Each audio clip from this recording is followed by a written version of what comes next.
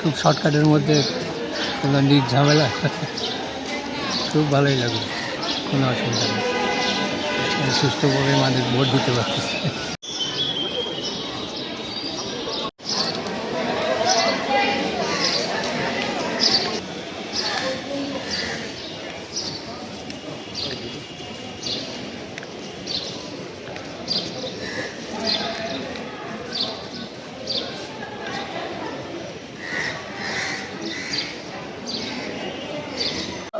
বিগত বিভিন্ন বছরের বা মেয়াদের ইতিহাসে আমার দৃষ্টিতে এটা সত্যি দৃষ্টান্ত স্থাপন করেছে বলে আমি মনে করি।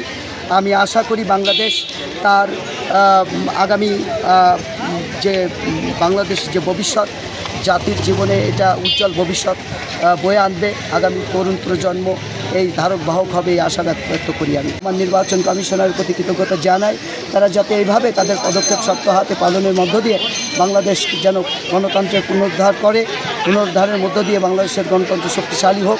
সকল রাজনৈতিক নেতৃবৃন্দ, সকল রাজনৈতিক যে সমস্ত দল আছে, তারা অংশগ্রহণমূলকভাবে এই নির্বাচনে প্রতিদ্বন্দ্বিতা করবে, এই আশা ব্যক্ত করি।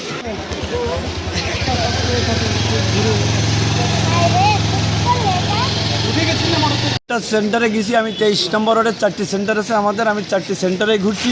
4টি সেন্টারে মোটামুটি খারাপ না, সকাল থেকে উপস্থিতি একটু ভালো ছিল। যেহেতু এখন দুপুর হয়েছে, অনেকে আছে বাসা বাড়িতে রান্নাবান্না করে হয়তো দুপুরের পরে বা দুপুরের থেকে আমরা আশা করছি যে আরও ভোটার সংখ্যা বৃদ্ধি পাবে।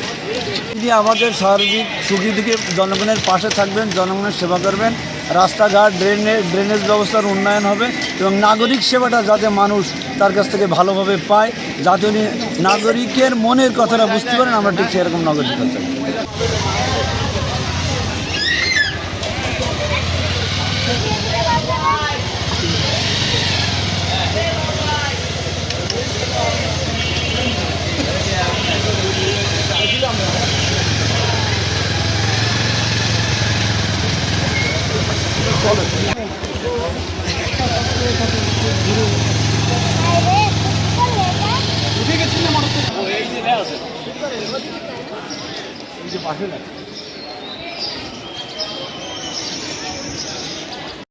সংবাদ, ফিচার ও অনুষ্ঠানের জন্য ভিজিট করুন সংবাদ প্রকাশের ওয়েবসাইট এবং যুক্ত থাকুন ফেসবুক পেজ ও ইউটিউব চ্যানেলের সঙ্গে।